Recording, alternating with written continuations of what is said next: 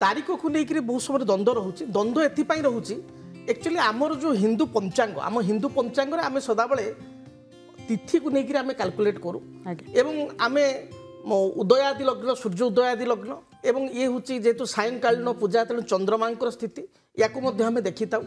तेणु जदि आम देखा आमर हिंदू धर्म हिसाब से दिन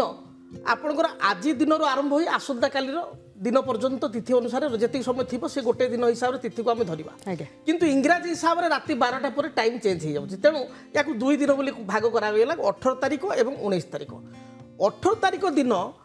द्वादशी तिथि आपणकर मध्याह्न 12 घंटा 16 मिनिट पर्यंत रोचे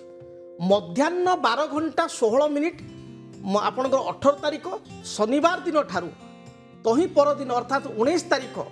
दिबा गोटाए मध्याह्न गोटाए 36 मिनिट पर्यंत त्रयोदशी तिथि रोचे तेणु 2 दिन रोचे आप इंग्राजी डेट हिसाब से 2 दिन रहा किंतु तिथि हिसाब से गोटे तिथि रहा तेबे आमे जदि देखिबा जेहेतु आपणकर ये जो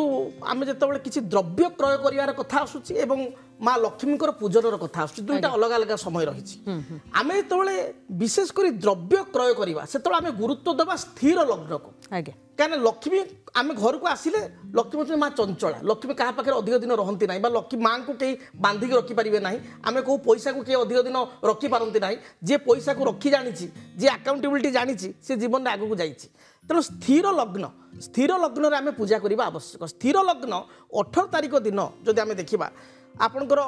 कुंभ लग्न ये गोटे स्थिर लग्न आसूँ देन वृष लग्न ये गोटे स्थिर लग्न आसूँ तेणु मध्याह्न 12 घंटा 16 मिनिट पर आपणकर 2 घंटा 41 मिनिट ठारू आपणकर 4 घंटा 16 मिनिट पर्यंत ये कुंभ लग्न आसूँ आप जो गणित कैलकुलेशन करके देखीदे कुंभ लग्न आसूँ तेणु से लग्न में आम द्रव्य 18 तारीख दिन यह समय क्रय करवा आवश्यक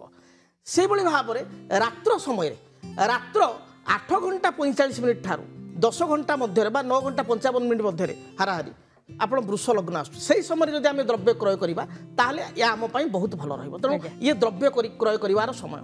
से जिते आम माँ लक्ष्मी को गणेश को पूजा करवा या कहुए प्रदोष कालीन पूजा संध्या समय आम पूजा करवा एवं पूजा जब आम स्थिर लग्न कर बहुत भल तेणु ये समय को आम रखिपारे विशेषकर रात्र पूजा तेणु आम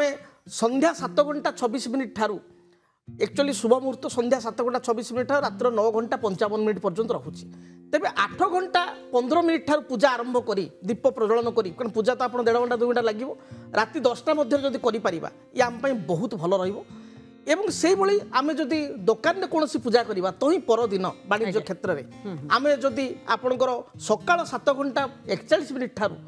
9 घंटा मध्य जदि आम पूजा करिपारिबा ये आम बहुत भल रहिबो साधारण भाव में जो द्रव्य क्रय करा जाए पूजा करा जाए तो अभिजित मुहूर्त को देखा जाए तेणु ये दिन अभिजित मुहूर्त को देखिबार अच्छी जो अभिजित मुहूर्त कौ समय रोचे से समय जब आम पूजा करवा ताले निश्चय लक्ष्मी कृपा प्राप्ति हो पार पुणी थे कही रखी आपण मानक आपण स्वास्थ्यर जत्न ने प्लस केउ द्रव्य आपण शक्ति हिसाब से आप क्रय करेंगे सुना रूपा क्रय करूँ मना ना किंतु आपण जो कथा साबुत धनिया आपणकर हलदी लुण झाड़ू ये द्रव्य आपणकर कौन सी मूर्ति स्फटिक मूर्ति श्रीजंत्र लक्ष्मी कुबेरकर जंत्र लक्ष्मी गणेश कुबेरकर जंत्र आपको जो आप आनीपारे ये आपण बहुत भल रही हरिद्रा खंड बा खंड हलदी बा हलदी गुंड जदि आप आनिबे ताले बहुत भल रही क्रय करेंगे ना कौन पुणी आउ थे आम कहीदे आप क्रय करेंगे ना लुहार कौन द्रव्य लुहार कौन बासनकुसन काचर कौन द्रव्य काचर कौन वस्तु बा काचर कौन बासनकुसन कला रंगर बासनकुसन आलुमिनियम बा रस जो आम कहे तार कौन बासनकुसन या क्रय करेंगे ना जानवाहन बुकिंग करेंगे जानवाहन आद क्रय करेंगे ना ये कथा गुड़ी जब आप गुरुत्व देवे ताले निश्चय माँ लक्ष्मी आप कृपा प्राप्ति करेंगे बड़ कथा हूँ आपण ब्राह्मण को खाइबा को देवे छोट पिला जो मैंने कुनी कुनी पिला 12 वर्ष कम 9 वर्ष कम तांको किसी चॉकलेट खाइबा दिंतु परफ्यूम दिंतु तांको बालुतों देह भगवान अच्छा खुशी एवं वृद्ध पितामाता बुढ़ी माँ बुढ़ापा जदि घरे अच्छा आप मन नहीं चलतु एवं आपण लक्ष्मी को पूजा करुँच घरर झील एवं माँ मान मन में दुख दिंतु ना निजर स्त्री माँ भौणी एवं झील मन को आप खुशी करूँ देखिए माँ लक्ष्मी आपण प्रसन्न हेबे।